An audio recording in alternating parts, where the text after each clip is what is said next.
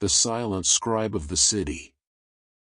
In the gray dawn of yet another solitary morning, the city awoke to find fresh words of wisdom painted in bold letters on a wall. Even the darkest night will end, and the sun will rise, it proclaimed. The citizens, entangled in the monotony of urban life, paused to contemplate the latest message. These aphorisms had become a ritual, a beacon of hope amid the cement and chaos. No one knew who the author was. They called him the Silent Scribe. His messages were a blend of motivational fervor and poetic melancholy. He chose his walls carefully, always in places where they would be seen by the masses, but never in areas under constant surveillance. His craftsmanship was meticulous, his discretion unparalleled. Though the city's media had tried to unmask him, he remained an enigma, a phantom of solace. The man behind the messages was a recluse named Edward. His life had once brimmed with promise, but as the years crept by, dreams faded, leaving behind a husk of disappointment. He had found himself swallowed by the indifferent sprawl of the metropolis, where connections were fleeting and smiles were rare.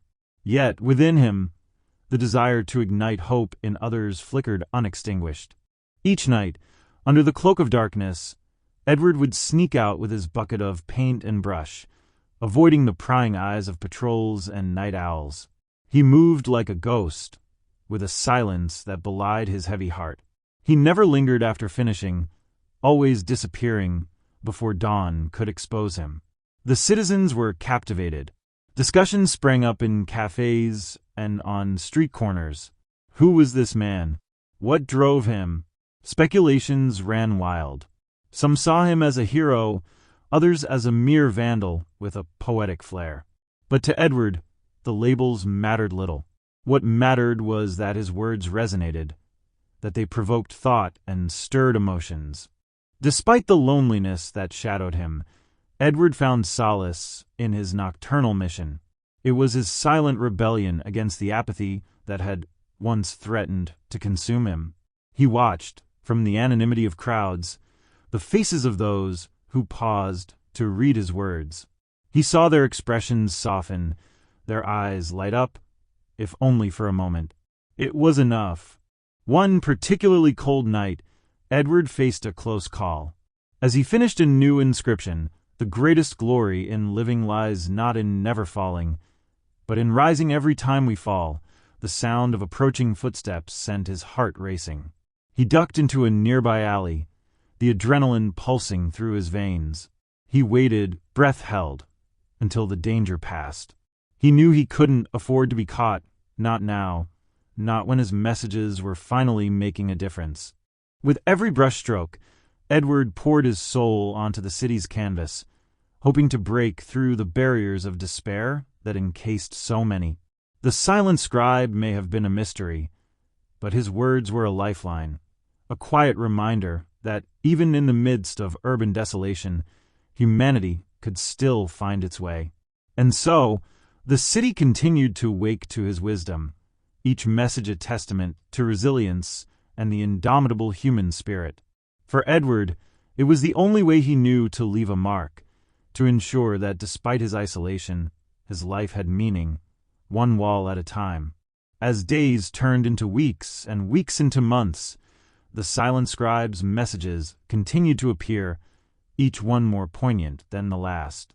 The city had come to rely on these morning inspirations, like a brief burst of sunshine piercing through the gloom.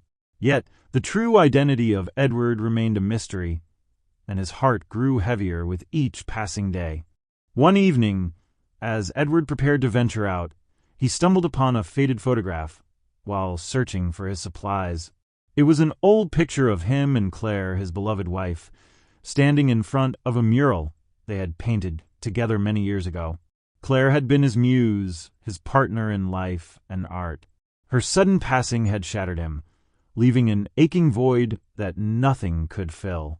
His messages on the walls were his way of reaching out to her, a desperate attempt to keep her spirit alive in a world that felt increasingly indifferent. That night, As Edward moved stealthily through the deserted streets, he chose a wall by a small park. With painstaking care, he painted, "To live in hearts we leave behind is not to die." The words were a tribute to Claire, a whisper of love that he hoped would resonate with others who had lost someone dear. He knew that the police were intensifying their efforts to catch him, but he couldn't stop. This mission had become his lifeline. In the following days, the media buzzed with renewed speculation. The messages had taken on a more personal tone, and people sensed the deep sadness behind them. Stories of the silent scribe became more intimate, filled with empathy and a collective yearning to understand the man who had touched so many lives without ever revealing his own. As Edward observed from the shadows, he felt a mix of sorrow and solace. He saw the city grappling with its struggles, yet finding moments of connection through his words. The mural, the one he had painted with Claire, had long been covered by graffiti, but in his mind it remained as vibrant as ever. One night, as Edward wandered through the city, he felt an overwhelming fatigue.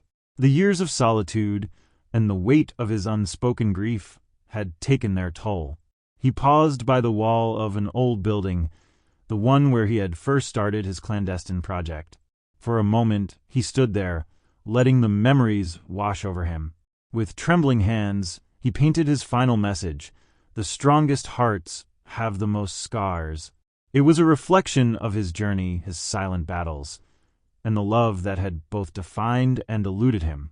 As he stepped back to admire his work, a tear slipped down his cheek. He knew this would be his last message, his final gift to the city that had unknowingly become his confidant. The next morning, the people from the city discovered the new message with a mix of reverence and melancholy. The silent scribe's words had always carried a hint of sorrow, but this one felt like a farewell. The media reported on it, speculating whether the mysterious writer had finally been unmasked or if he had simply chosen to disappear. Edward retreated to his small apartment, feeling a strange sense of peace. He had shared his heart with a city that would never know his name, but that didn't matter. His messages had made a difference, had sparked hope and reflection in countless lives. And for Edward, that was enough. In the quiet of his room, he whispered a final goodbye to Claire, knowing that in the hearts he had touched, their love would live on. Edward's strength began to wane. He knew his time was drawing near, but he faced it with a quiet acceptance. The city outside continued its relentless pace, unaware of the man who had touched so many lives.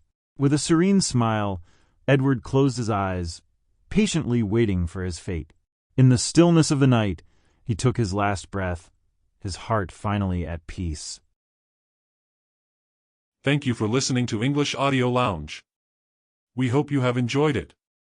Stay tuned for more audio stories and video classes to improve your English.